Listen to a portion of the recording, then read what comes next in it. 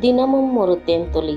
அவர்கள் புறப்பட்டு போகையில் பிசாசு பிடித்திருந்த ஊமையான ஒரு மனுஷனை அவரிடத்தில் கொண்டு வந்தார்கள்.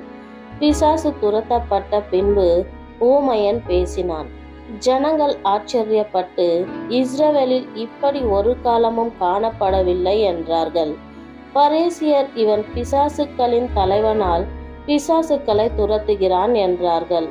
பின்பு இயேசு சகல பட்டணங்களையும் கிராமங்களையும் சுற்றி நடந்து ஜெப ஆலயங்களில் உபதேசித்து ராஜ்யத்தின் சுவிசேஷத்தை பிரசங்கித்து ஜனங்களுக்கு உண்டாயிருந்த சகல வியாதிகளையும் சகல நோய்களையும் நீக்கி அவர்களை சொஸ்தமாக்கினார்.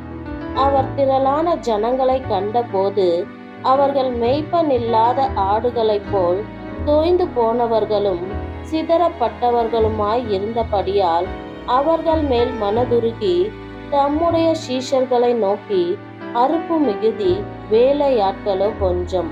ஆதலால் அறுப்புக்கு எஜமான் தமது அறுப்புக்கு வேலையாட்களை அனுப்பும்படி அவரை வேண்டிக் கொண்டார்கள் என்றார். ஆமென்.